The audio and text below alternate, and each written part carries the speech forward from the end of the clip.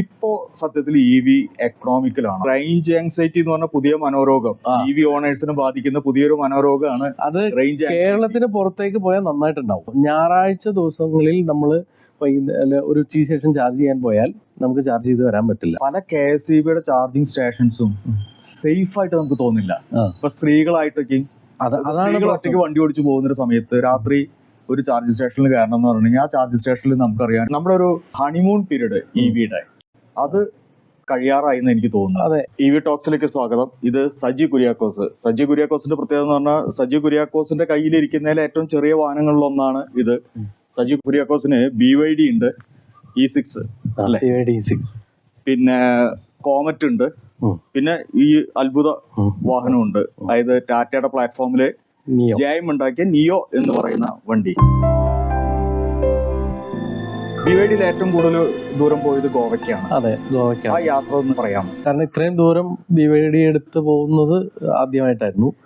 പിന്നെ ഒരു 450 അല്ലെങ്കിൽ 420 എന്നുള്ള റേഞ്ച് കിട്ടുമെന്നുള്ളത് കൊണ്ട് തന്നെ ഇവിടെ നിന്നൊരു 600 സംതിങ് 700 കിലോമീറ്റർ ഒരു പ്രാവശ്യം ചാർജ് ചെയ്താൽ മതി എന്നാണ് ഞങ്ങൾ ധരിച്ചിരുന്നത്. അപ്പോൾ ഞങ്ങൾ ഇവിടെ നിന്ന് പോയി മംഗലാപുരത്തെത്തി അവിടെ നിന്ന് ടോപ്പപ്പ് ചെയ്ത് ഫുള്ളാക്കിയതിന് ശേഷമാണ് പോകുന്നത്. പക്ഷേ യഥാർത്ഥത്തിൽ ഗോവ എത്തുന്നത് വരെ എത്തിക്കാമായിരുന്നു. പക്ഷേ ഇനി ഗോവയിലെ ചാർജിങ് സ്റ്റേഷനെ കുറിച്ച് ഒരു അറിവില്ലാത്തതുകൊണ്ടാണ് ഞങ്ങൾ അതിന് മുമ്പൊന്ന് ശ്രമിച്ചത്.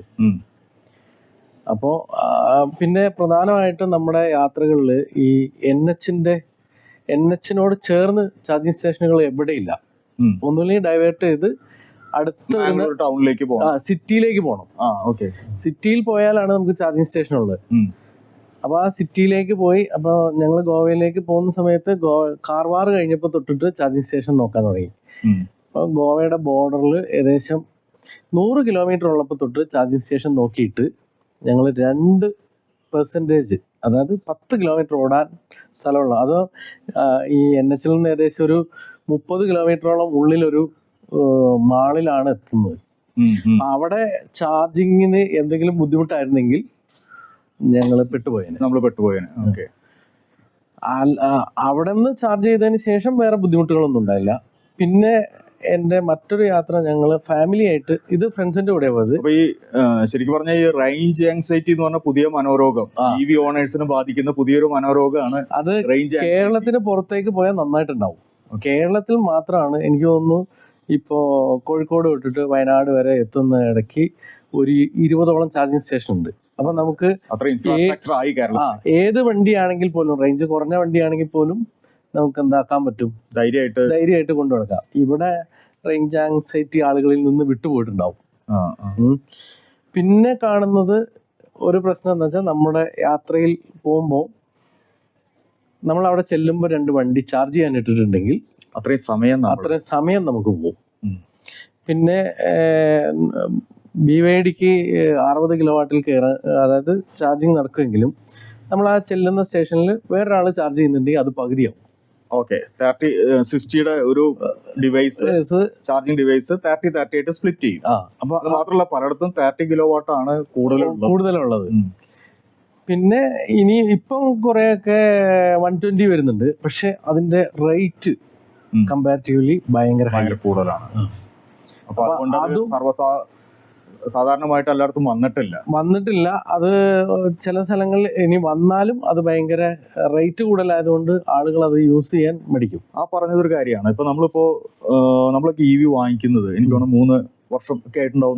അതെ, നമ്മൾ ആദ്യം എടുക്കുമ്പോൾ 10 രൂപയെ താഴെ, 9 രൂപയായിരുന്നു നമ്മുടെ KSEB ചാർജ് ചെയ്തിരുന്നത്. അതെ, അതിന് 1 വർഷം മുമ്പ് അത് ഫ്രീ ആയിരുന്നു. അതെ. അപ്പോ 9 രൂപയ്ക്ക് നമ്മള് കണക്കാക്കിയിട്ടൊക്കെയാണ് അന്നത്തെ കിലോമീറ്ററൊക്കെ ഡിവൈഡ് ചെയ്ത് നോക്കിയത്. അതെ. ഇന്ന് കേരളത്തിന് പുറത്തു പോകുമ്പോൾ പല ചാർജിങ് സ്റ്റേഷനും അത് 30+ ആയി മാറിക്കഴിഞ്ഞു, പ്ലസ് GST. അപ്പോൾ 18% GST വരുന്നുണ്ട് അല്ലെ? അപ്പൊ അതായത് 20 രൂപയ്ക്ക് വരികയാണെങ്കിൽ 3 രൂപ 60 പൈസ വീണ്ടും വരും. അപ്പൊ 20 രൂപയല്ല, ഇപ്പൊ കേരളത്തിന് പുറത്തൊക്കെ ഞാൻ കാണുമ്പോൾ 28-30 ഒക്കെയാണ് സാധാരണ ഒരു. അതും ഇപ്പം അവര് പീക്ക് ടൈം വെച്ചിട്ട് വീണ്ടും വ്യത്യാസം വരുത്തിയിട്ടുണ്ട്. അപ്പൊ സ്വാഭാവികമായിട്ടും ഞാൻ ചോദിക്കുന്നത് എന്താണെന്ന് വെച്ചാല്, നിങ്ങൾ ഈ BYD ഓടിച്ച് എത്ര കിലോമീറ്റർ ഓടി BYD? 27,000 കിലോമീറ്റർ ഈ വളരെ ചുരുങ്ങിയ സമയം കൊണ്ട് ഓടിയിട്ടുണ്ട്. ഇപ്പോ സത്യത്തിൽ EV എക്കണോമിക്കലാണോ? ഒരു കോൺട്രവേഴ്സി ചോദ്യമാണ്. അതായത് ഞാൻ ചോദിക്കുന്നത് എന്താണെന്ന് വെച്ചാല് 30 രൂപ പ്ലസ് GST പേ ചെയ്ത്, അല്ലെങ്കിൽ 28+ GST, ഒരു 32 ഒക്കെ വരുന്നത് കരുതുക. 32 രൂപയ്ക്ക് നമ്മൾ പോകുന്നത് എത്ര കിലോമീറ്റർ പോകുന്നു? 32 രൂപ. അതായത് ശരിക്കും പറഞ്ഞാൽ ഇനി 30 രൂപ വെച്ച് കാൽക്കുലേറ്റ് ചെയ്താൽ 72 കിലോവാട്ടാണ് BYD-യിലുള്ളത്. അത് ഫുൾ ചാർജ് ചെയ്യുമ്പോഴത്തേനും 2100 രൂപയാവും. അതെ, ഈ 2100 രൂപയ്ക്ക് നമുക്ക് ഒരു 400 അല്ല, 2160 ശരി കണക്ക് പറഞ്ഞ 72 ആണല്ലോ. 72. അപ്പൊ 2100 ഇനി 2% ഉണ്ടെന്ന് വിചാരിച്ചു. ഓക്കെ, അപ്പൊ 2100 റൗണ്ട് ഫിഗർ ആയിട്ട് 2100 വെച്ചാൽ നമ്മൾ പോവുക, അത് വെച്ചിട്ട് ഹൈവേയിലൂടെ പോയാൽ 420 കിട്ടുക റേഞ്ച്. 420 ഉള്ളൂ. അല്ല, നമുക്കത് പിന്നെ സിറ്റിയിലൊക്കെയാണ് 500 അവർ പറയുന്നത്. കമ്പനി പറയുന്നത് തന്നെ 420 ഉള്ളൂ. നമുക്കൊരു ആവറേജ് 450 പ്രതീക്ഷിക്കാവൂ. അപ്പം ദൂരേക്കൊക്കെ പോകുമ്പോൾ നമ്മൾ അത്യാവശ്യം സ്പീഡിലായിരിക്കും പോകുക. 400 പ്രതീക്ഷിച്ചാൽ മതി. അല്ല, 420 തന്നെ കിട്ടുന്നുണ്ട്. അപ്പൊ 420 വെച്ച് കൂട്ടിയാൽ 5 രൂപ വരും.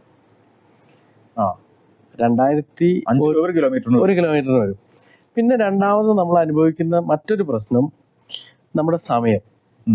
അപ്പോൾ ശരിക്കും 5 രൂപ എന്ന് പറഞ്ഞാൽ ഒരു ഡീസൽ വെഹിക്കിളിന് ഒരു 6 രൂപ 7 രൂപയ്ക്ക് നമുക്ക് പോകാൻ പറ്റും.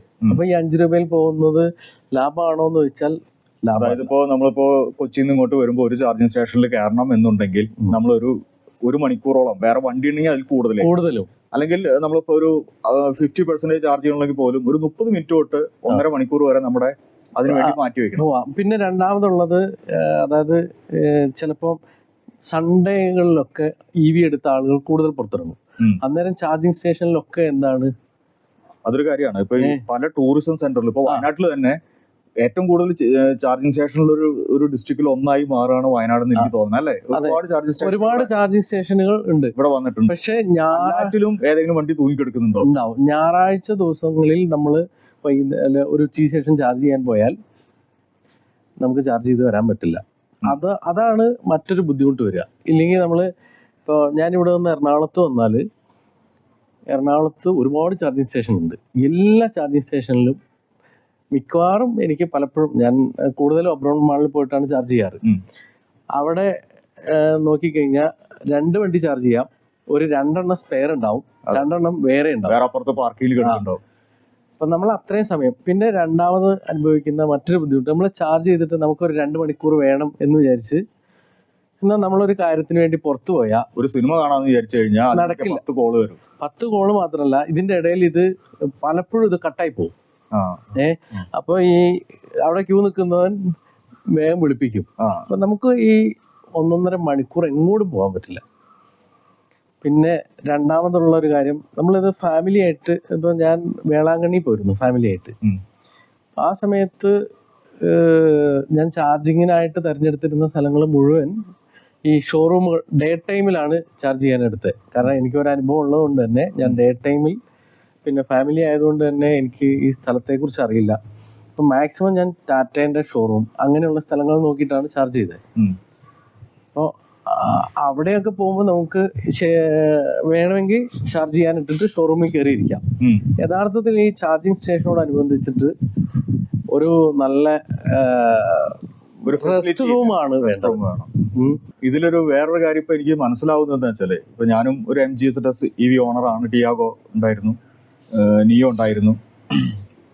നമ്മുടെ ഒരു ഹണിമൂൺ പീരീഡ് EVയുടെ അത് കഴിയാറായി എന്ന് എനിക്ക് തോന്നുന്നു. ഇപ്പോ ഈ ചാർജ് സ്റ്റേഷൻസ് കൂടി വരികയും അതിനനുസരിച്ച് ഇൻഫ്രാസ്ട്രക്ചറിനനുസരിച്ചിട്ട് അവർക്ക് ചാർജ് കൂട്ടാതെ നിവൃത്തിയില്ല. ഇവിടെ KCB എനിക്ക് തോന്നുന്നു 500 രൂപയുടെ സബ്സിഡൈസ്ഡ് ആയിട്ടുള്ള ഒരു എമൗണ്ട് ആണ് ചാർജിങ് സ്റ്റേഷന് കൊടുക്കുന്നെങ്കിലും മറ്റു ചെലവുകളും സ്ഥലമൊക്കെയും കൂടിയിട്ട് 28 രൂപയ്ക്ക് ഇവിടെയും ചാർജ് ചെയ്യാൻ തുടങ്ങിയിട്ടുണ്ട്. പല പ്ലെയേഴ്സും അങ്ങനെയാണ്, പല പ്രൈവറ്റ് പ്ലെയേഴ്സും ഇപ്പൊ 28 ഒക്കെ ആയിട്ട്. KCBയും പിന്നെ എനിക്ക് തോന്നുന്നു ചില എന്താ ഈ കാസർഗോഡ് പോയപ്പോ ഞാൻ അനർട്ടിന്റെ ഒരു ചാർജിങ് സ്റ്റേഷൻ, അതാ പറഞ്ഞ അനർട്ടും KCB അവരാണ് ഇപ്പോ റേറ്റ് കുറച്ച് 15 രൂപയുടെ ആ റേഞ്ചിൽ നിൽക്കുന്ന, അത് രണ്ടും മാത്രമേ ഉള്ളൂ. അപ്പൊ നമ്മൾ മനസ്സിലാക്കുന്നത് ഈ അതിപ്പോ ഉടനെ കൂടും, ഹണിമൂൺ പീരീഡ് കഴിഞ്ഞുകൊണ്ടിരിക്കുകയാണ്. അപ്പോൾ സ്വാഭാവികമായിട്ട് ഇനിയിപ്പോ ഏറ്റവും കൂടുതൽ ബെനിഫിറ്റ് ആർക്കാണ്? ഇപ്പൊ നിങ്ങൾ ഇവിടെ അതിനു വേണ്ടി ചെയ്തതായിരിക്കും സോളാർ, അല്ലേ? അതെ, അതായത് എൻ്റെ ഒരു അഭിപ്രായത്തിൽ EV എന്ന് പറയുന്നത് നമ്മളെടുത്ത് വീട്ടിൽ നിന്ന് ചാർജ് ചെയ്ത് പോയി വീട്ടിൽ തന്നെ തിരിച്ചു കൊണ്ടുവന്ന് ചാർജ് ചെയ്യാൻ പറ്റുക. അങ്ങനെയുള്ള ഓട്ടം കൂടുതൽ എടുക്കുക. അതായത് ഇപ്പോൾ ഞാൻ മനസ്സിലാക്കുന്നത്, ഒരാൾക്ക് ഒരു ഡ്രൈവ് ചെയ്ത് പോയി ഒരു 150 കിലോമീറ്റർ അങ്ങോട്ടും തിരിച്ച് 150 കിലോമീറ്ററിൽ വീട്ടിലെത്തുക. ഇനി വീട്ടിലെത്തിയില്ലെങ്കിൽ പോലും എവിടെന്നെങ്കിലും ജസ്റ്റ് ടോപ്പ് അപ്പ് ചെയ്ത് വീട്ടിലെത്തിച്ചിട്ട് ചാർജ് ചെയ്യുക. അത്രയും റേഞ്ചുള്ളൊരു വണ്ടിയാണ് ആവശ്യമുള്ളത്. അതായത് ആവശ്യമുള്ളതെന്നല്ല, എക്കണോമിക്കലി വണ്ടി യൂസ് ചെയ്യുന്ന ഒരാൾക്ക് അതായിരിക്കും നല്ലത്. അതായത് ഇപ്പൊ സോളാർ ആണെങ്കിൽ ഓൾമോസ്റ്റ് ഫ്രീ ആണ്. ഞാനിപ്പോ ഏകദേശം 5 കിലോവാട്ടിന്റെ സോളാർ ചെയ്തിട്ടുണ്ട്. ഇപ്പൊ എത്ര കറണ്ട് ബില്ല്, എത്ര നാളായി ചെയ്തിട്ട്? അതിപ്പോ ഞാനിപ്പോ ചെയ്തിട്ട് കുറച്ചേ ഉള്ളൂ.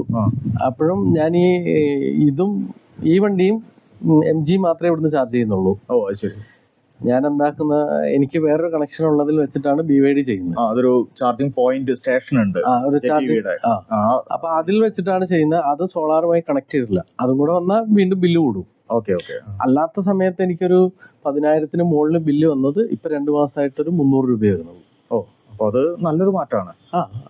അപ്പൊ യഥാർത്ഥത്തിൽ കാരണം വയനാട് ഇപ്പൊ AC ഒന്നും അങ്ങനെ കാര്യമായിട്ട് ഉപയോഗിക്കുന്ന ഒരു സ്ഥലമൊന്നുമല്ലോ അല്ല. ശരിക്ക് ഏറ്റവും കൂടുതൽ പവർ യൂസ് ചെയ്യുന്ന സത്യത്തിൽ ഇലക്ട്രിക് വെഹിക്കിളിനാണ്. ഇപ്പോ ഏകദേശം ഒരു 2 ലക്ഷം രൂപേന്റെ സബ്സിഡി കഴിച്ച് ഒരു 2-2.25 ലക്ഷം രൂപേന്റെ അടുത്ത് ചെലവ് വന്നിട്ടുണ്ട്. അങ്ങനെയാണെങ്കിൽ എനിക്ക് ഒരു 20 ബില്ലോട് കൂടി അത് ലാഭത്തിലെത്തി. അതെ.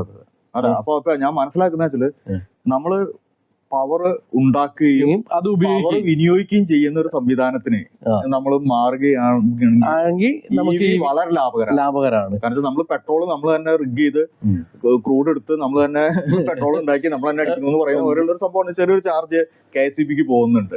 ഒരു വളരെ ചെറിയൊരു ചാർജാ പോകുന്നത്. മറ്റ് ശരിക്ക് EV ഇപ്പൊ ഓരോരുത്തരും കൂടുതൽ റേഞ്ച് എന്ന രീതിയിലേക്ക് ഇപ്പോൾ ഉപയോഗിക്കുന്നവർ അത് അപ്ഗ്രേഡ് ചെയ്യാൻ ആഗ്രഹിക്കും.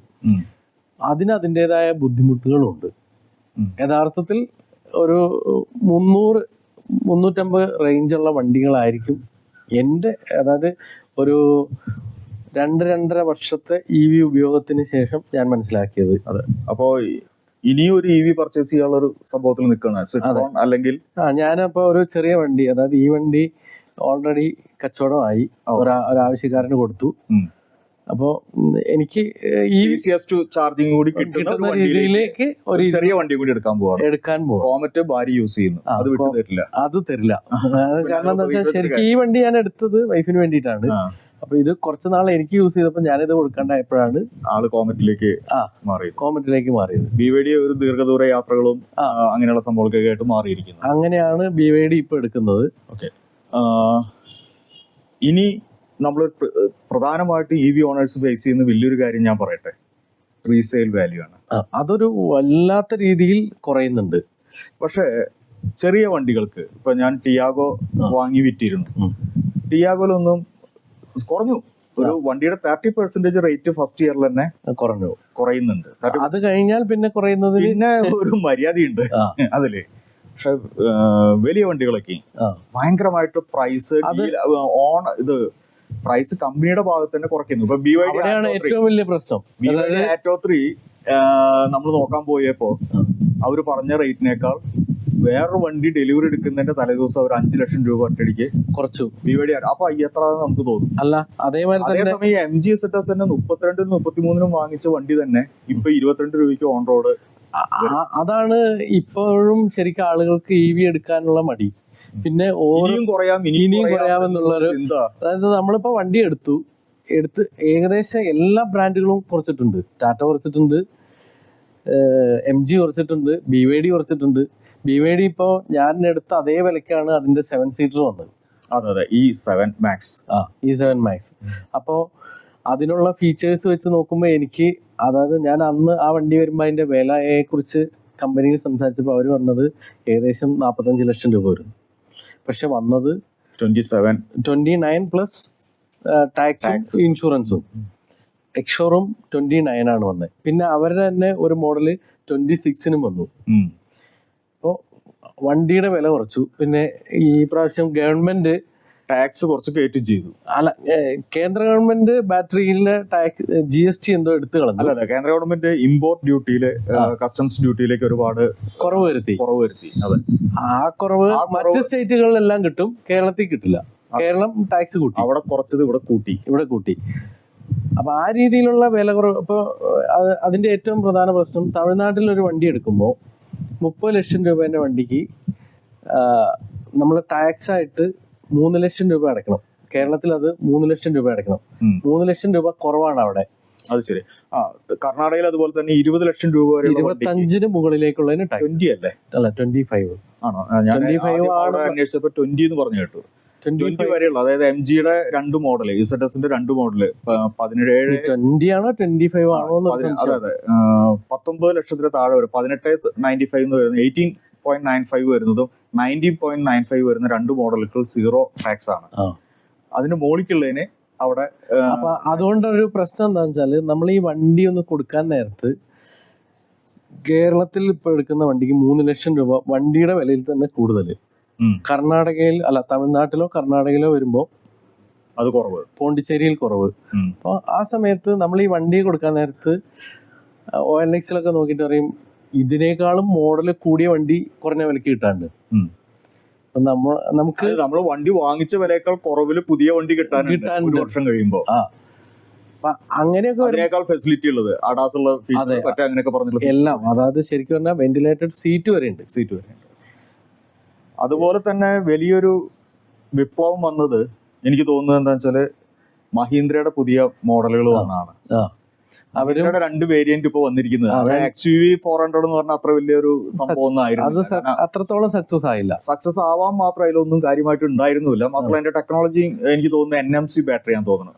ഇതിപ്പോ വന്നിരിക്കുന്നത് അയൺ ഫോസ്ഫേറ്റ് ബ്ലേഡ് സെല്ലാണ് ഇപ്പൊ വന്നിരിക്കുന്നത്, BYD-യുടെ സെല്ലാണ്. അപ്പൊ BYD-യുടെ സെല്ലും കൂടി ആയപ്പോ മഹീന്ദ്രയ്ക്ക് കുറച്ചും കൂടെ അഡ്വാൻറ്റേജ് കിട്ടി. പ്രൈസിൽ അത്ര കൂടുതലല്ല. അല്ല, ശരിക്കും അതിന് 18 ലക്ഷം രൂപയാണ് മറ്റേ B6-ന്റെ സ്റ്റാർട്ടിംഗ് പ്രൈസ്.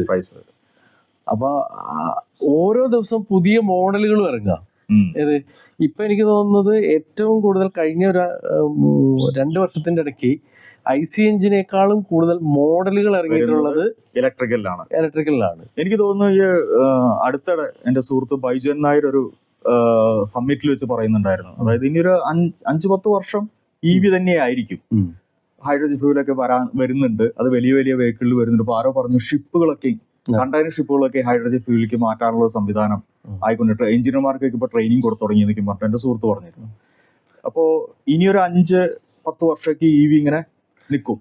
പക്ഷെ EV-യുടെ ഫ്യൂവൽ ബെനിഫിറ്റ് നമുക്ക് കിട്ടണമെന്നുണ്ടെങ്കിൽ നമ്മൾ സോളാർ ഇന്റഗ്രേറ്റ് ചെയ്തിട്ടുണ്ട് ചെയ്യാനേ പറ്റുള്ളൂ. അതെ, സോളാർ ചെയ്ത് വീട്ടിൽ നിന്ന് ചാർജ് ചെയ്ത് ഒരു യാത്ര കഴിഞ്ഞ് വീട്ടിൽ തന്നെ തിരിച്ചു വന്ന് റീചാർജ് ചെയ്യാം. അതുപോലെ തന്നെ ഒരു പ്രധാന സംഭവം വെച്ചാൽ, കഴിഞ്ഞ വേനലിലെ ഏപ്രിൽ മെയ്യിലേക്ക് നമ്മുടെ പവർ കൺസപ്ഷൻ ഭയങ്കരമായിട്ട് കയറിയ സമയത്ത് കേരളത്തിൽ 100ഓളം ട്രാൻസ്ഫോമറുകൾ പോയിട്ടുണ്ട്, ഡാമേജ് ആയി പോയിട്ടുണ്ടെന്ന് പറയണം. ഇപ്പൊ EV-കളും കേരളത്തിൽ ഏറ്റവും കൂടുതൽ EV-കൾ ഇറങ്ങുന്ന ഒരു സ്റ്റേറ്റിലൊന്നാണ് കേരളം. 4 ഓൾ ഇന്ത്യ ലെവലിൽ എനിക്ക് തോന്നുന്നു 11% മറ്റാണ് ഇപ്പോ IC എഞ്ചിനും ഇതൊക്കെ ആയിട്ടുള്ള. കേരളത്തിൽ അത് 20-25% വന്നുകൊണ്ടിരിക്കുകയാണ്. 4ൽ 1 വണ്ടി EV എന്നുള്ള രീതിയിലേക്ക് വന്നുകൊണ്ടിരിക്കുകയാണ്. അപ്പൊ സ്വാഭാവികമായിട്ടും ഇതൊരു വലിയൊരു ലോഡായിരിക്കും ഈ ഗ്രിഡിലേക്ക് കൊടുക്കാൻ പോകുന്നത്. അതെ. അപ്പൊ സോളാർ ഇനി EV വെക്കുന്നവരൊക്കെ സോളാർ വെക്കണമെന്ന് പോലും ഒരു നിയമം വരാനുള്ള സാധ്യത. അത് അങ്ങനെ വന്നില്ലെങ്കിൽ പോലും ചിലപ്പോ എന്താ വെച്ചാൽ EV ഉള്ളവരുടെ താരിഫ് എന്താവും, KCB മിക്കവാറും മാറ്റം. അല്ല, ആദ്യ ലെവലിൽ എനിക്ക് തോന്നുന്നത് വെച്ചാൽ ഇപ്പൊ സബ്സിഡി കൊടുക്കുന്ന ഇതുണ്ടല്ലോ 550 എന്നുള്ള ഒരു സബ്സിഡി ചാർജ് ഉണ്ട് EV ചാർജിങ് സ്റ്റേഷന്. അതൊക്കെ ആദ്യം പിടിക്കാനുള്ള സാധ്യതയുണ്ട്. പിന്നെ രണ്ടാമത് എനിക്ക് എന്തായാലും ഇനി വരുന്ന മാർച്ച് ഏപ്രിലിൽ EV വെഹിക്കിൾ ഉള്ളവരോട് കൃത്യമായിട്ട് പറയും, നിങ്ങൾ ഡേ ടൈമിൽ ചാർജ് ചെയ്യണം. അതെ. അല്ല, അത് ഡേ ടൈമിൽ ചാർജ് ചെയ്യുന്നതാണ് ഇപ്പോഴും നല്ലത്. കാരണം ഇപ്പൊ ഡേ ടൈമിൽ ഇപ്പോൾ 90% അല്ലേ താരിഫ് ചാർജ് ഉള്ളൂ. അതെ. സ്വാഭാവികമായിട്ട് EV ഉപയോഗിക്കുന്ന ആള് KSEB-യുടെ ആ ഒരു സ്ലാബിലേക്ക് മാറ്റപ്പെടും. എന്തുകൊണ്ടാന്ന് വെച്ചാല് ഈ കൺസപ്ഷൻ, EV ഉപയോഗിക്കുന്ന ആൾ എപ്പോഴും ഒരു 2000-3000 കിലോമീറ്റർ ആവറേജ് പോകുന്ന ആൾക്കാർക്കാണ് അത് ഭയങ്കര ബെനിഫിറ്റ് ഉള്ളത്. അത്രേ ഉള്ളൂ. ആ ബെനിഫിറ്റ് ഉള്ളതുകൊണ്ട് അവരെന്ത് ചെയ്യും, അത് ആ ഒരു ഇലക്ട്രിക് ചാർജ് സ്വാഭാവികമായിട്ട് ഇപ്പൊ വരുന്നത് ഈ സ്ലാബുകളിലേക്ക് വന്നിട്ടുണ്ട്. അതായത് വൈകിട്ട് 6 മണി വരെ 90%, അതായത് 10% കുറവ്. 6 to 10:30 25% കൂടുതൽ. 10 രൂപയാണ് 12.50 എന്നുള്ളത്.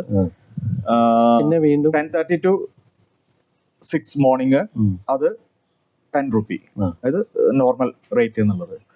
അപ്പോൾ ആ ഒരു വേരിയേഷൻ ഓൾറെഡി വന്നിട്ടുണ്ട്. അല്ല ഇനി എന്താ വെച്ചാൽ KSEBയും അതിനനുസരിച്ച് മാറും.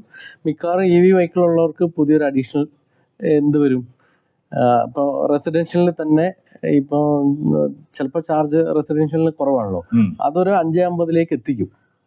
EV വെഹിക്കിളുള്ള വീടുകളിലെ ബേസ് താരിഫ് അല്ലേ, നമ്മളത് ബുദ്ധി ഉപദേശിച്ചു കൊടുക്കണ്ട, ഇത് കേൾക്കാൻ വേണ്ടി ഇരിക്കുകയായിരിക്കും. അത് ഉപദേശിച്ചു കൊടുത്താൽ ചിലപ്പോൾ അത് പെട്ടെന്ന് വരും. EVയുടെ അത് ശരിക്കും പറഞ്ഞാൽ ദോഷവശങ്ങളല്ല നമ്മൾ പറഞ്ഞത്, ശ്രദ്ധിക്കേണ്ട കാര്യങ്ങളാണ്. ഇപ്പൊ EV ഉപയോഗിക്കുന്ന ഒരാള് ഒരു അഡീഷണൽ ഇൻവെസ്റ്റ്മെന്റ് സോളാറിലും കൂടി ചെയ്യുന്നത് നല്ലതാണ്. അത് ഇപ്പോൾ നോർമലി എനിക്ക് മുമ്പ് ഒരു 3000 രൂപയൊക്കെ ബില്ല് വന്നത്, അതും കൂടെ ഇതിനകത്ത് എന്തായിട്ടുണ്ട്, കുറഞ്ഞിട്ടുണ്ട്. ഒരു 7000 രൂപയാണ് ശരിക്ക് EV ഉള്ളതുകൊണ്ട്. പിന്നെ EV വെഹിക്കിൾ എടുക്കുമ്പോൾ ശ്രദ്ധിക്കേണ്ടത് അയാൾക്ക് എത്രത്തോളം ഓട്ടമുണ്ട്. പിന്നെ EV വെഹിക്കിൾ യൂസ് ചെയ്ത ആളുകൾ ഒരിക്കലും എനിക്ക് തോന്നുന്നില്ല തിരിച്ച് IC എഞ്ചിനിൽ പോകാൻ ഭയങ്കര ബുദ്ധിമുട്ടാണ്. ഞാന് വെൻഡോ, ക്രൂസ്, ഈ 2 വണ്ടികൾ പെർഫോമൻസ് വെഹിക്കിൾ ആണല്ലോ ക്രൂസ് എന്ന് പറയുന്നത്. വെൻഡോയും 1.6 ആയിരുന്നു. അതൊക്കെ എടുത്തു കഴിയുമ്പോൾ ഞാൻ അന്നൊക്കെ വിചാരിച്ചു ഇതാണ് ഇതിന്റെ ഒരു ഭയങ്കര പെർഫോമൻസ് എന്നൊക്കെ. അതിന് മുകളിലുള്ള വണ്ടി ഓടിക്കാൻ പറ്റിയിട്ടില്ല, അതുകൊണ്ടാണ്. പക്ഷെ വൺസ് ഈ ടിയാഗോ ഓടിച്ചപ്പോൾ പോലും അതതിനെ ഇല്ലാതാക്കി, നിഷ്പ്രഭമാക്കി പോയി എന്നുള്ള രീതിയിലുള്ള പെർഫോമൻസ് ആണ്. ടിയാഗോടെ വരെ സ്പോർട്ട് മോഡൊക്കെ ഇടുമ്പോൾ നമ്മളെ വലിച്ചു കൊണ്ടുപോകുന്ന ഫീലാണ്. അത് MG പോലെ വണ്ടിയിലേക്ക് വരുമ്പോൾ അത് വീണ്ടും ഭയങ്കര അഡ്വാൻസ്ഡ് ആയിട്ടുള്ള രീതിയിലേക്ക് വരികയാണ്. ഞാൻ മനസ്സിലാക്കുന്ന ഒരു കാര്യം എന്താ വെച്ചാൽ, ഇപ്പൊ 2 തരത്തിലുള്ള ഇതിൽ എക്കണോമിക്സ് നോക്കുകയാണെങ്കിൽ 2 തരത്തിൽ നമ്മൾ നോക്കേണ്ടി വരും EVയില്. ഇപ്പൊ എന്നെ സംബന്ധിച്ചിട്ട് ഞാനൊരു ആവറേജ് 2500 കിലോമീറ്റർ ട്രാവൽ ചെയ്യുന്ന ഒരാളാണ്. ഒരു ഡീസൽ വണ്ടി ആയാലും പെട്രോൾ വണ്ടി ആയാലും അതിന്റെ മെയിൻ്റനൻസ് ഒക്കെ കൂടിയിട്ട് എനിക്ക് ഏകദേശം വരുന്നത് 1 കിലോമീറ്ററിന് 10 രൂപയാണ്. അത് കുറഞ്ഞ് നമുക്ക് പോകാൻ പറ്റില്ല. 10-12 വരുന്നുണ്ട്. അതായത് ഇപ്പൊ മെയിൻ്റനൻസ് അടക്കമാണ് ഞാൻ പറയുന്നത്. അത് മറിച്ച് ഇന്നോവ മാതിരിയുള്ള വണ്ടികളിലേക്ക് മാറിയാൽ അതൊരു 13-14 എത്തുന്നുണ്ട്. അപ്പൊ ഞാനിങ്ങനെ നോക്കിയതെന്ന് വെച്ചാല്, ഒരു 2500 കിലോമീറ്റർ ഓടുകയാണെങ്കിൽ നമ്മൾ 30,000 രൂപയുടെ ഫ്യൂവല് ഒരു മാസം നമ്മൾ ഫില്ല് ചെയ്യുന്നുണ്ട്. ഇതെനിക്ക് കൃത്യമായിട്ട് മനസ്സിലായി തുടങ്ങിയത് എപ്പോഴാണെന്ന് വെച്ചാല്, നമ്മളൊരു പെട്രോൾ കാർഡ് കിട്ടി ഭാരതിന്റെ. അപ്പൊ അത് വെച്ചിട്ട് നമ്മളിങ്ങനെ വണ്ടി ഓടിക്കാൻ തുടങ്ങിയപ്പോ പിന്നെ അതിനൊക്കെ അവർ ഫ്രീ ആയിട്ട് പെട്രോൾ തരാനും തുടങ്ങി. അപ്പോഴാണ് നമ്മൾ ഈ മന്ത്ലി അടയ്ക്കുന്ന പൈസ എത്രയാണെന്നുള്ളത് നമ്മൾ ചിന്തിക്കുന്നത്. സ്വാഭാവികമായിട്ടും ആ പൈസ ലോണിലേക്ക് മാറ്റിയിട്ടാണ് ഞാൻ ഇതിന്റെ ഒരു വണ്ടി എടുക്കാൻ ചിന്ത വന്നത്. കാരണം 20,000 രൂപ ഒരു ടിയാഗോ എടുക്കുകയാണെങ്കിൽ 20,000 ലോൺ വരുന്നത് ഒരു ബേസ് എമൗണ്ട് അടച്ചു കഴിഞ്ഞാൽ. അപ്പൊ അങ്ങനെ പറയുമ്പോൾ നമുക്കത് നഷ്ടമല്ല. അതേ സംഭവം തന്നെ വീണ്ടും ലാഭമാവും നമുക്കിത് സോളാർ കൂടി വന്നു കഴിഞ്ഞാൽ. പിന്നെ ഇതിനകത്ത് ശ്രദ്ധിക്കേണ്ട ഒരു പ്രശ്നം എന്താ വെച്ചാല്, എനിക്ക് തോന്നിയത് ആളുകളുടെ ഉപയോഗത്തെ കുറിച്ചൊരു ധാരണ വേണം. കൂടുതൽ ഓട്ടമൊന്നും ഇല്ലാത്തവർ EV എടുക്കുന്നതിൽ മണ്ടത്തരാണ്. പിന്നെന്താ വെച്ചാൽ ഇതൊരു 4 കൊല്ലം കഴിയില്ല. അത് മണ്ടത്തരം എന്ന് പറയാൻ പറ്റില്ല. വളരെ പാരിസ്ഥിതിക സംഭവങ്ങളിലേക്ക് വളരെ ശ്രദ്ധിക്കുന്ന മനുഷ്യന്മാർക്ക് എടുക്കാം, അത് കുഴപ്പമില്ല. അന്നേരം വേറൊരു പ്രശ്നവും കൂടി ഉണ്ട്. ഇതൊരു 3-4 കൊല്ലം കഴിഞ്ഞ് വിൽക്കുമ്പോൾ എന്ത് വില കിട്ടുന്നു, ഒരു IC എഞ്ചിന് വരുന്ന ഡിപ്രീസിയേഷനെ കുറിച്ച് നമുക്കൊരു ധാരണയായി. പക്ഷെ എനിക്ക് തോന്നുന്നു ഇത് കുറച്ച് കഴിയുമ്പോഴേക്കും ഇതൊരു സ്റ്റേബിൾ ആവുമെന്ന് എനിക്ക് തോന്നുന്നു. കാരണം ഈ IC എഞ്ചിന്റെ റിക്വയർമെന്റ് കുറഞ്ഞുകൊണ്ടിരിക്കുന്നുണ്ട്. അപ്പൊ IC എഞ്ചിനും ശരിക്കും പറഞ്ഞിട്ടുണ്ടെങ്കിൽ നിങ്ങൾ എന്താ പറയുന്നത്, ബെൻസ് അല്ലെങ്കിൽ പ്രീമിയം കാറുകളൊക്കെ എന്ത് വിലക്കാണ് പോകുന്നത്? അല്ല, ആ രീതിയിലേക്കുള്ള ഡിപ്രിസിയേഷൻ ആണ് ഇപ്പൊ EVക്കുള്ളത്. അപ്പോ ഇത് സ്വാഭാവികമായിട്ടും ഇനി കുറച്ച് കഴിയുമ്പോൾ EVയിലേക്ക് സെക്കൻഡ് ഇതിലേക്ക് ആൾക്കാർ വരും. ഇപ്പോഴുള്ള ആൾക്കാരുടെ ഫിയർ ഫാക്ടർ എന്താ വെച്ചാല്, മനുഷ്യർ പേടിപ്പിച്ചു വെച്ചിരിക്കുകയാണ്. 8 ലക്ഷം രൂപയാണ് ബാറ്ററിക്ക്. അതാണ് വണ്ടിക്ക് 9 ലക്ഷം രൂപയുള്ള 8 ലക്ഷം രൂപ ബാറ്ററിക്കാണ്. നിങ്ങൾ അതിങ്ങ് മാറ്റേണ്ടി വരും. ഒരു ഇപ്പൊ വാറണ്ടി പീരീഡ് 8 കൊല്ലാണെങ്കിൽ 8 കൊല്ലം കഴിഞ്ഞ് പിറ്റേ ദിവസം ബാറ്ററി അഴിച്ചു മാറ്റി വേറെ വെക്കേണ്ടി വരും. ഇതിന്റെ ടെക്നോളജി പലർക്കും അറിയില്ല. അല്ല, ഞാനും ഈ നെക്സോൺ വന്ന സമയത്ത് കാൽക്കുലേറ്റ് ചെയ്തൊരു കാര്യം, ഒരു 1.60 ആണ് അവര് വാറണ്ടി പറയുന്നത്. 1.60 കഴിയുമ്പോഴത്തേനും ബാറ്ററി മൊത്തം മാറ്റണമെന്നാണ് ചിന്തിച്ചത്. ഈ വണ്ടി എടുത്തതിന് ശേഷമാണ് നമ്മളത് പഠിച്ചത്. കാരണം ഈ വണ്ടിയുടെ സെല്ലില് ആൾക്കാർ കൂട്ടിയിട്ടുമുണ്ട്, പുതിയ സെല്ലും. അതായത് ഇത് ശരിക്കും പറഞ്ഞ ആൾക്കാർക്ക് അറിയില്ല. പണ്ട് നമ്മുടെ ജീവൻ സാഥി ടോർച്ച് ഉപയോഗിക്കുമ്പോൾ അതിൽ 8 കട്ട 4 കട്ട 3 കട്ട 2 കട്ട എന്നൊക്കെ പറഞ്ഞ് ഇട്ടിരുന്നത് ഓരോരോ സെല്ലായിരുന്നു, എവരുടെ സെല്ലൊക്കെ ഇട്ടിരുന്നത്. ഈ ബാറ്ററി എന്ന് പറയുന്നത് ഇതുപോലത്തെ പല സെല്ലുകൾ ചേർന്നിട്ടുള്ള LFP, ലിഥിയം അയൺ ഫോസ്ഫേറ്റിന്റെ പല സെല്ലുകൾ ചേർന്ന്, ഇപ്പോഴത്തെ ടെക്നോളജി അതാണ്, ഇനി പലതും വരാൻ പോകുന്നുണ്ട്. ഇങ്ങനെ സെല്ലുകൾ ചേർന്നിട്ടുള്ള വലിയൊരു ബാറ്ററി ആണ് ഇതെന്നും ഇതിൽ എന്തെങ്കിലും സെല്ലുകൾ മാറ്റാം എന്നുള്ളതും ഈ പറയുന്ന വലിയ കമ്പനികളൊക്കെയും വാറണ്ടി പീരീഡിൽ മാറ്റി തരുന്ന ബാറ്ററി ഈ റീപ്ലേസ് ചെയ്ത് തിരിച്ചു വരുന്നതാണെന്നും ആൾക്കാർക്ക് അറിയില്ല. അല്ല, അത് എങ്ങനെയാ മനസ്സിലായെന്ന് വെച്ചാൽ നമ്മൾ ഈ വണ്ടി എടുത്തേ പിന്നെയാണ് ശരിക്കും പറഞ്ഞാൽ നമ്മൾ പണി പഠിച്ചത്. അതായത് EV എടുക്കാനുള്ള ധൈര്യം വരെ വന്നത് സത്യത്തിൽ ഈ വണ്ടി നിയോ എടുത്തതിന് ശേഷം ആണ്. ഇല്ലെങ്കിൽ ഞാനും ഇപ്പോഴും ഈ വണ്ടി എടുത്തിട്ടില്ലെങ്കിൽ ഇപ്പോഴും എൻ്റെ കയ്യിൽ ക്രിസ്റ്റ ഉണ്ടാവും, അതുമായിട്ട് ഞാനിങ്ങനെ നടന്നുകൊണ്ടിരിക്കും. ഇത് ഈ ഒരു സംഭവം, ഇത് ഈ സെല്ല് മൊത്തം ബാറ്ററി മൊത്തം മാറ്റണം എന്നുള്ളൊരു ഭയമാണ് ജനങ്ങളിലെ EVനെ തടയുന്നതിന്റെ ഒരു പ്രധാന കാരണം അതാണ്. പിന്നെയുള്ളൊരു വലിയ പ്രശ്നം എന്താ വെച്ചാൽ ഈ ഫ്ലാറ്റുകൾ താമസിക്കുന്ന എന്നെ പോലുള്ള ആൾക്കാർക്കൊക്കെ ചാർജിങ് വലിയൊരു ബുദ്ധിമുട്ടാണ്. അതിപ്പോ എന്താണെന്ന് വെച്ചാൽ ഇപ്പൊ കെട്ടിട നിർമ്മാണ ചട്ടത്തിൽ തന്നെ ചാർജിങ്ങിനുള്ള സൗകര്യങ്ങള് വരണം എന്നായിട്ടുണ്ട്. പുതിയ പുതിയ നിയമങ്ങളിലേക്ക് ഇപ്പൊ എനിക്ക് തോന്നുന്നു കേന്ദ്ര ഗവൺമെന്റ് ഇതൊക്കെ ഉണ്ട്. ഫ്ലാറ്റിൽ നമ്മൾ റിക്വസ്റ്റ് കൊടുത്തു കഴിഞ്ഞാൽ പാർക്കിങ്ങിലേക്ക് കണക്ഷൻ എടുക്കാനുള്ള പെർമിഷൻ ഒക്കെ ഉണ്ട് പല സംഭവം. പക്ഷെ എന്നാലും ഒബ്ജക്ഷൻസും അതിന്റെ പുറത്ത് മറ്റു കാര്യങ്ങളും സംഭവങ്ങളൊക്കെയാണ്. പിന്നെ മൂന്നാമത്തെ ഒരു സംഭവം കൂടി EVനെ ഇവിടെ തടയുന്നതിൽ എനിക്ക് തോന്നുന്ന ഒരു വലിയ സംഭവം, അതിനിപ്പോ മറ്റൊരു ഇതാവോന്ന് അറിയില്ല, നമ്മുടെ ഇവിടെ ഒരൊറ്റ സപ്ലയറേ ഉള്ളൂ പവറിന്, KSEB. അത് പല സ്ഥലങ്ങളിലും നമ്മളൊരു ചാർജിങ് സ്റ്റേഷൻ വെക്കാൻ പോയി കഴിഞ്ഞാൽ അതായത് ഞാൻ ചാർജിങ് സ്റ്റേഷൻ വയനാട്ടിലും ഇപ്പൊ ഞാൻ തന്നെ ഇവിടെ മുകളില് ചാർജിങ് സ്റ്റേഷന് വേണ്ടിയിട്ട് കൊടുത്ത സമയത്ത് ശരിക്കും ഗവൺമെന്റ് പറയുന്നത് നിങ്ങൾ അപേക്ഷിച്ചാൽ അതിനുള്ള ട്രാൻസ്ഫോമർ KSEB വെക്കണം എന്നാ. പക്ഷെ അവര് പറയുന്നത് നിങ്ങൾ വെച്ചാൽ നമുക്ക് ചാർജിങ് സ്റ്റേഷൻ. അപ്പൊ ആ ട്രാൻസ്ഫോമറിന്റെ ഒരു വലിയ ഇൻകം കൂടെ വരുമ്പോ ഇത് ചാർജിങ് സ്റ്റേഷൻ ലാഭകരമാവാത്ത, അതായത് ഒരു 25 ലക്ഷത്തിന് മുകളിലേക്ക് വരും. അപ്പൊ പിന്നീടുള്ള ഒരു പ്രശ്നം എന്താ വെച്ചാൽ 60 കിലോവാട്ടോ ഒക്കെ ചെയ്യുകയാണെങ്കിൽ വരും തീർച്ചയായിട്ടും. അപ്പൊ നമുക്ക് തോന്നുന്ന മറ്റൊരു പ്രശ്നം, ഈ ടെക്നോളജി മാറി CCS2 മാറി വേറെ ഏതെങ്കിലും ഒന്നായി അപ്പൊ ആ മെഷീൻ മാറ്റണമെങ്കിൽ വരുന്ന CCS2 പെട്ടെന്ന് മാറില്ല. ഇപ്പൊ നമ്മളൊരു ചാർജിങ് ഡിവൈസുകളൊക്കെ മാനുഫാക്ചർ ചെയ്യുന്ന അല്ലെങ്കിൽ സപ്ലൈ ചെയ്യുന്ന ഒരു ഇതിൽ വരുന്നോണ്ട് ഞാൻ പറയുന്നതാണ്. അതായത് ടെക്നോളജി CCS2 കുറച്ചു കാലം കൂടി നിൽക്കും. സംഭവിക്കുക എന്താണെന്ന് വെച്ചാല് ഈ 30 കിലോവാട്ട് ഇപ്പൊ 60 കിലോവാട്ടിലേക്ക് ആൾക്കാർ മാറി. 60 120 അല്ല അയോണിക് പോലത്തെ വണ്ടികൾ ഉണ്ടായിടേക്ക് വന്നിട്ട് അബോവ് 100 വരെ സപ്പോർട്ട് ചെയ്യുന്നുണ്ട്. 120 240 അപ്പൊ 240 ഞാൻ അതിന്റെ ടെക്നോളജി ജസ്റ്റ് ഒന്ന് പറയാം. 240 ഞാൻ ഇപ്പോ കഴിഞ്ഞ എക്സ്പോക്ക് പോയപ്പോ കണ്ടെന്ന് വെച്ചാൽ ഒരു സെൻട്രൽ യൂണിറ്റ് ഉണ്ടാവും, അതിൽ നിന്ന് ഡിസ്ട്രിബ്യൂട്ട് ചെയ്തിട്ട് 30യുടെ 8 അതെ 30യുടെ 8 പോൾസ് പോലെയായിട്ട് വെച്ചിരിക്കുകയാണ്. അപ്പൊ ഒരാള് കുത്തുവാണെങ്കിൽ ആൾക്ക് 240 വരെ വേണമെങ്കിൽ ഉപയോഗിക്കാം, അല്ലെങ്കിൽ 30 വെച്ചിട്ട് ഡിസ്ട്രിബ്യൂട്ട് ചെയ്യപ്പെടും. അപ്പൊ ഇങ്ങനെ ഒരു ഡിവൈസ് ആയിട്ട്, അതായത് നമ്മുടെ പെട്രോൾ ടാങ്ക് ഒരെണ്ണം താഴെ കുഴിച്ചിടുകയും പലതിന്ന് പമ്പ് ചെയ്യണമെന്ന് പറയും. അന്നേരം അതിന്റെ റേറ്റ് വല്ലാണ്ട് കൂടില്ലേ? 240 ആവുമ്പോ റേറ്റ്, കാരണം ആ മെഷീനൊക്കെ വെക്കുന്നതിന്റെ കോസ്റ്റ് ഭയങ്കര. പക്ഷെ അതൊക്കെ ഇപ്പോ ഓൾറെഡി വലിയ വലിയ കമ്പനികൾ, ഇൻഫ്രാസ്ട്രക്ചറിൽ ഫണ്ട് ചെയ്യുന്ന വലിയ വലിയ കമ്പനികൾ, ജിയോ ഇത്തരം കമ്പനികളൊക്കെ ഇപ്പോൾ മാറ്റി ചിന്തിച്ചു തുടങ്ങി. ഇപ്പൊ നമ്മളിപ്പോ പല സ്ഥലത്തും ബാംഗ്ലൂരൊക്കെ കണ്ടിട്ടില്ലേ, ഔട്ടറിൽ വന്നിട്ട് ഏകദേശം എത്രയോ 30-40 ചാർജിങ് പോയിന്റ് ഒരു സ്ഥലത്ത് തന്നെ വരുന്ന രീതിയിലുള്ള ഹബ്ബുകൾ വന്നു തുടങ്ങി. അങ്ങനെ കണക്ട് ചെയ്തിട്ട് പലതരത്തിലുള്ള ആക്ടിവിറ്റീസ് ഉണ്ടാവും. അങ്ങനെ വന്നാലാണ് യഥാർത്ഥത്തിൽ ഇതാവുക. കാരണം എന്താ വെച്ചാൽ നമ്മൾ ഈ 1 മണിക്കൂർ എന്തായാലും മിനിമം ചാർജ് ചെയ്യാൻ, ഇനി 120 എത്തിയാൽ പോലും ചിലപ്പോൾ അവിടെ ചെല്ലുമ്പോൾ 2 വണ്ടി ഉണ്ടെങ്കിൽ അത് 60 ആവും. അപ്പോൾ ഒരു 1 hour ചാർജ് ചെയ്യാനായിട്ട്, അപ്പോൾ ആ സമയത്ത് 1 മണിക്കൂർ ഒരു യാത്രയിൽ ഒരു റെസ്റ്റ് എടുക്കാൻ ഒരു സ്പേസും കൂടെ ഉണ്ടെങ്കിൽ. നമ്മുടെ KSEB ഇവിടെ പറയുന്നത് ഇവിടുത്തെ ഇതൊക്കെ വെച്ചിട്ട് ആർക്കും അത്ര ധൃതി എന്നാണ്.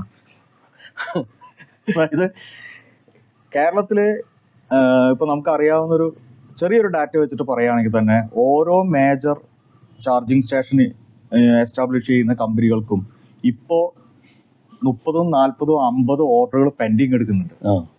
അല്ല, ഇതിനകത്ത് എപ്പോഴും യാത്ര ചെയ്യുന്ന സമയത്തെ ഈ 1 മണിക്കൂർ ചാർജ് ചെയ്യുന്നതല്ല ബുദ്ധിമുട്ട്. ആ 1 മണിക്കൂർ ചാർജ് ചെയ്യുന്ന സമയത്ത് നമുക്ക് അതിനൊരു ആക്ടിവിറ്റി ഇല്ല. ഇപ്പൊ ഞാനൊക്കെ കണ്ട ഒരു സംഭവം എന്താ വെച്ചാല്, നമ്മളിങ്ങനെ വരുമ്പോ പല KSEBയുടെ ചാർജിങ് സ്റ്റേഷൻസും സേഫ് ആയിട്ട് നമുക്ക് തോന്നില്ല. ഇപ്പൊ സ്ത്രീകളായിട്ടൊക്കെ ഒറ്റയ്ക്ക് വണ്ടി ഓടിച്ചു പോകുന്ന സമയത്ത് രാത്രി ഒരു ചാർജിങ് സ്റ്റേഷനിൽ കാരണം എന്ന് പറഞ്ഞാൽ ആ ചാർജിങ് സ്റ്റേഷനിൽ നമുക്കറിയാം 2-3 ബിയർ കുപ്പി കുറച്ച് സാധനങ്ങൾ അപ്പുറമൊക്കെ കിടക്കുന്നു. കേരള ഇതൊരു അതിനൊരു സെക്യൂരിറ്റി ഇല്ലാത്തൊരവസ്ഥ, പിന്നെ ആരും ഇല്ലല്ലോ, ഒരു സേഫ്റ്റി ഇല്ല. സേഫ്റ്റി. പിന്നെ പല ചാർജിങ് സ്റ്റേഷനുകളും പലപ്പോഴും എന്താ വെച്ചാൽ ആ ചാർജിങ് സ്റ്റേഷനുകൾ അവിടെ ഒരു ലൈറ്റ് പോലും ഉണ്ടാവില്ല, ഒരു ഇരിക്കാൻ കസേര പോലും ഇല്ല. ഒരു വാഷ്റൂം, ടോയ്ലറ്റ് ഇല്ല. പിന്നെ ചില സ്ഥലങ്ങളിലൊക്കെ ഇപ്പൊ എനിക്ക് തോന്നുന്നു മാറി ചിന്തിച്ചു തുടങ്ങിയിട്ടുണ്ട്. നമ്മള് അന്ന് പോയ വാളയാറ് അവിടെ മെയിൻ ഇത് ചാർജിങ് സ്റ്റേഷൻ അല്ല, അതിന്റെ അപ്പുറത്തുള്ള ഇതൊരു ലോഞ്ച് ഫെസിലിറ്റിയിൽ അവർ ചാർജിങ് സ്റ്റേഷൻ കൂടി.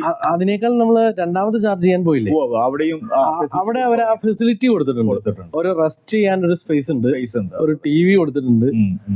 അപ്പോ ഒരു യഥാർത്ഥത്തിലൊരു ലോങ് റേഞ്ച് വണ്ടിയൊക്കെ ഉപയോഗിക്കുന്ന ഒരാൾക്ക് ശരിക്കും പറഞ്ഞാൽ ഒരു 300 കിലോമീറ്റർ ഒക്കെ പോകുമ്പോൾ 1 മണിക്കൂർ റെസ്റ്റ് എടുക്കുന്നത് നല്ലതാ. ശരിക്കും ആ രീതിയിലേക്ക് നല്ല ഒരു പല സംഭവങ്ങളിലും ചേഞ്ചസ് വന്നു കഴിഞ്ഞാൽ EV ഇനിയും വിപ്ലവം സൃഷ്ടിക്കും തീർച്ചയായിട്ടും. കാരണം പ്രധാന കാര്യം എന്ന് പറഞ്ഞിട്ടുണ്ടെങ്കിൽ നമ്മുടെ അവിടുത്തെ പവർ പ്രൊഡക്ഷൻ ഡിസ്ട്രിബ്യൂഷൻ. ഇപ്പൊ നമുക്കൊരു പവർ പ്രൊഡക്ഷന് വേണ്ടിയിട്ട് നമ്മൾ എവിടെയെങ്കിലും കാസർഗോഡോ എവിടെയെങ്കിലും ഒരു പ്ലാന്റ് എടുത്തിട്ട് ഇപ്പൊ 1 മെഗാവാട്ട് പവർ ഉത്പാദിപ്പിക്കുകയാണെങ്കിൽ പോലും അത് നമുക്ക് എവിടെയെങ്കിലും ഉപയോഗിക്കാം എന്നുള്ള രീതിയിലുള്ള സംഭവങ്ങളൊക്കെ വരുമ്പോൾ കൊമേഴ്സ്യലി യൂസ് ചെയ്യുന്നതിൽ അതൊക്കെ വന്നു തുടങ്ങിയിട്ടുണ്ട്. ഇപ്പോൾ ചെറിയ പവർ പ്ലാന്റുകൾ ഉണ്ടാക്കാം എന്നുള്ളൊരു അവസ്ഥ വന്നിട്ടുണ്ട്. പിന്നെ രണ്ടാമത്തെ കാര്യം എന്ന് പറഞ്ഞിട്ടുണ്ടെങ്കിൽ നമ്മൾ ഇൻഫ്രാസ്ട്രക്ചർ, അതായത് ചാർജിങ് സ്റ്റേഷൻസിന്റെ വലിയ ചാർജിങ് സ്റ്റേഷൻസും അവിടെ പാർക്ക് ചെയ്യാൻ സൗകര്യം, അവിടെ ഒരു ലോഞ്ചും അവിടെ ഒരു കോഫി കുടിക്കാനുള്ള സൗകര്യവും ഇതൊക്കെ ഉണ്ടെങ്കിൽ. പിന്നെ മൂന്നാമത്തെ കാര്യം ഈ വണ്ടികളുടെ charging capacity, fast charging capacity കൂട്ടിക്കൊണ്ടിരിക്കുക. ഇപ്പോ ആദ്യം നമ്മൾ വരുമ്പോ നെക്സോണൊക്കെ വന്നിട്ട് 20ക്ക് താഴെയായിരുന്നു, 18 ടിയാഗോയ്ക്ക് 18ഒക്കെയാണ് സപ്പോർട്ട് ചെയ്യുന്നുള്ളൂ. 17.5 കിലോ വാട്ടാണ് ഒരു മണിക്കൂറിൽ സപ്പോർട്ട് ചെയ്യുന്നുള്ളൂ. 23 കിലോ വാട്ട് ചാർജ് ചെയ്യാൻ സ്വാഭാവികമായിട്ടും 1 അവറിൽ മുകളിലേക്ക് പോകും. ഇത് BYD വന്നപ്പോ അത് 60-70 ആയി. ഇപ്പൊ 75 വരെ സപ്പോർട്ട്. എനിക്ക് തോന്നുന്നു എന്റെ MG ZS EV 58-60 ഞാൻ സപ്പോർട്ട് ചെയ്ത് കണ്ടിട്ടില്ല. ഞാൻ 80 ഇതുവരെ നോക്കിയിട്ടില്ല അത്.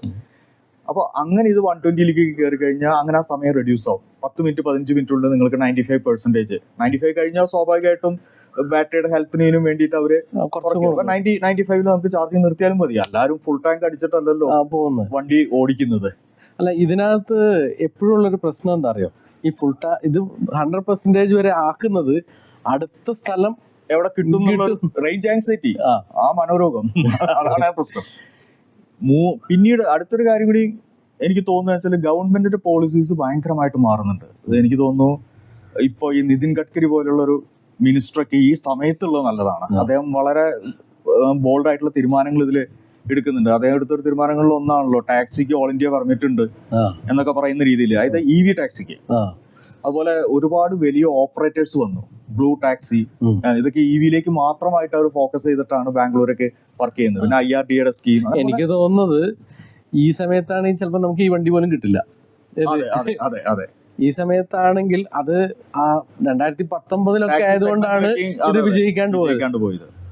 അപ്പോ ഇത്തരം പല മാറ്റങ്ങളും വരുന്നത് EVനെ സപ്പോർട്ട് ചെയ്യും. നമ്മൾ ഇതുവരെ സംസാരിച്ചത് EVയിൽ ശ്രദ്ധിക്കേണ്ട കാര്യങ്ങളാണ്, അല്ലാതെ EV വേണ്ടാന്ന് വെക്കാനോ അല്ല. EV വേണ്ട എന്നുള്ള ഒരു, അതായത് EV ഉപയോഗിച്ച ഒരാൾക്ക് പിന്നെ ഉള്ളത് എപ്പോഴും നല്ലത് ഒരു ഇപ്പം സെക്കൻഡ് കാർ ആയിട്ട് ഉപയോഗിക്കാനാണ് താല്പര്യപ്പെടുന്നത്. അല്ല, EV നല്ല എന്തായാലും ഒരു IC എഞ്ചിൻ എൻ്റെ ഒരു അഭിപ്രായത്തിൽ കേരളം വിട്ട് യാത്ര ചെയ്യാൻ ഉദ്ദേശിക്കുന്ന ലോങ്, അതിനും അല്ല ഇപ്പൊ ഈ പറഞ്ഞ അത് കംപ്ലീറ്റ് ചെയ്തോളൂ. കാരണം ഈ ലോങ്, അതായത് കേരളത്തിന് പുറത്തേക്ക് EV അത്രത്തോളം ആയിട്ടില്ല.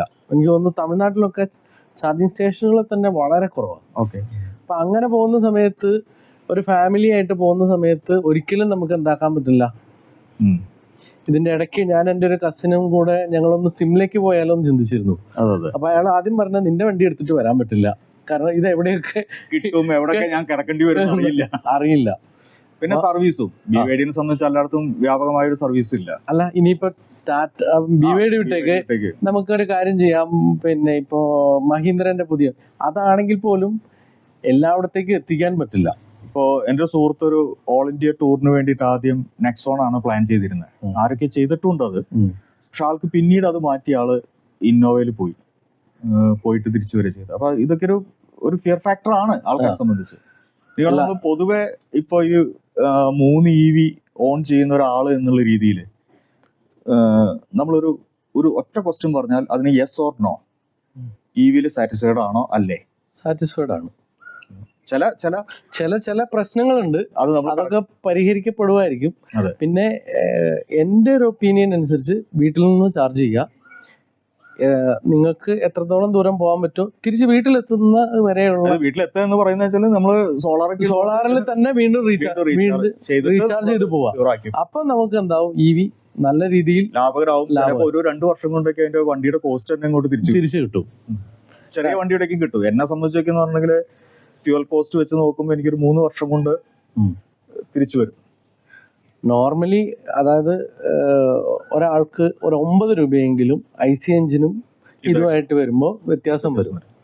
അതായത് ഒരു ചെറിയ ഡീസൽ കാറോ പെട്രോൾ കാറോ ആണെങ്കിൽ ഒരു 18-20 കിലോമീറ്റർ മൈലേജ് കിട്ടുന്ന വാഹനമാണെങ്കിൽ പോലും നമുക്ക് ഇതുമായിട്ട് ഒരു 9 രൂപയുടെ വ്യത്യാസം. അപ്പോൾ അത് വീട്ടിൽ നിന്നാണ് ചെയ്യുന്നതെങ്കിൽ ഒരു 1 ലക്ഷം കിലോമീറ്റർ ഓടുമ്പോഴത്തേനും നമുക്ക് വർക്കൗട്ട് ആയി കിട്ടും.